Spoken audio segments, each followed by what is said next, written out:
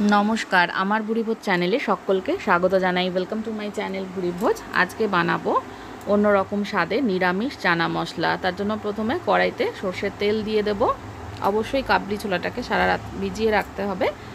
কড়াইতে সর্ষের তেল দেওয়ার পরে এর মধ্যে দিয়ে দিচ্ছি সাদা জিরে বা গোটা জিরে, তারপরে দিয়ে দিলাম দুটো তেজপাতা, এরপরে দিয়ে দেবো কয়েকটা মেথির দানা। সমস্ত ফোড়নগুলোকে ভালো করে ভেজে নেব। ভালো করে ভাজা হয়ে গেলে থেতো করা আদা দিয়ে দিলাম, তারপরে দিয়ে দিচ্ছি এর মধ্যে হলুদ গুঁড়ো দেওয়ার পরে এর মধ্যে 2 পিঞ্চের মতো হিং দিয়ে দিলাম।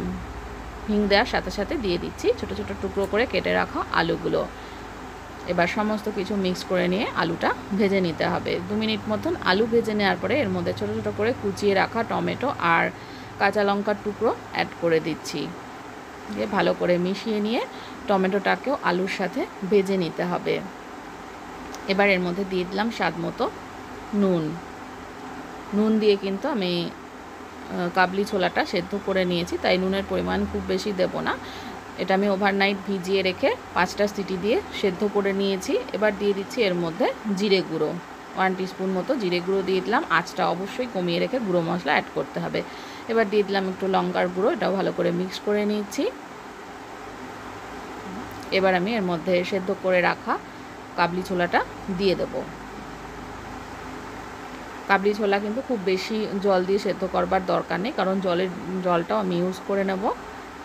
ভালো করে মিশিয়ে এটাকে কষিয়ে নিতে হবে। একটু হলুদ গুঁড়ো দিয়ে দিলাম, কালারটা যেহেতু সাদা সাদা লাগছিল একটু হলুদ গুঁড়ো অ্যাড করে দিলাম। দিয়ে এটা জল শুদ্ধ সমস্ত কাবলি ছোলাটা ঢেলে দিয়েছি। এবার কষিয়ে নিতে হবে। যতক্ষণ কষানো হচ্ছে ততক্ষণ আমি আরও একটা কাজ করে নেব। এর মধ্যে খানিকটা দুধ দিয়ে আমি এর মধ্যে একটু ভিনিগার অ্যাড করে ছানা কেটে নেব। দেখুন ছানা কাটা হয়ে গেছে, এই ছানাটা জল ঝরিয়ে নিতে হবে।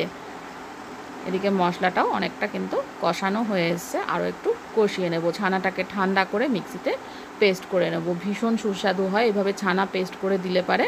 ছানাটা পেস্ট করে একটু সামান্য জল দিয়ে ছানাটাকে পেস্ট করে নিয়েছি, সেটা অ্যাড করে দিলাম। এবার ছানার পেস্টটাকেও কষিয়ে নিতে হবে। এত সুস্বাদু হয় ভাবতেও পারবেন না। অবশ্যই এই ছানা বাটা দিয়ে অবশ্য করে দেখবেন, ভীষণ ভালো লাগবে খেতে। এটাকে ভালো করে কিন্তু কষিয়ে নিতে হবে।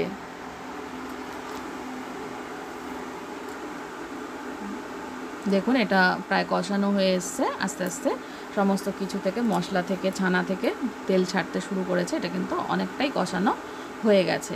এবার এর মধ্যে আমি অ্যাড করে দেবো চিনি। যেহেতু চানা মশলা একটু মিষ্টি মিষ্টি হয়, চিনি, সে কারণে একটু চিনি অ্যাড করতে হবে।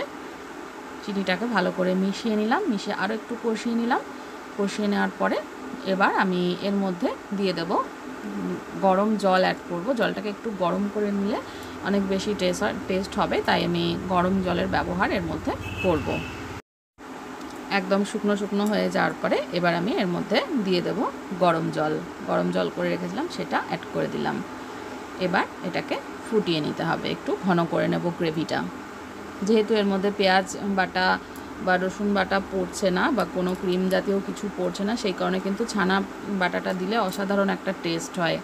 তো নিরামিষ চানা মশলা এইভাবে তৈরি করে দেখবেন, ভীষণ ভালো লাগবে। আর রেসিপিটা ভালো লাগলে আমার চ্যানেলটাকে সাবস্ক্রাইব করতে ভুলবেন না।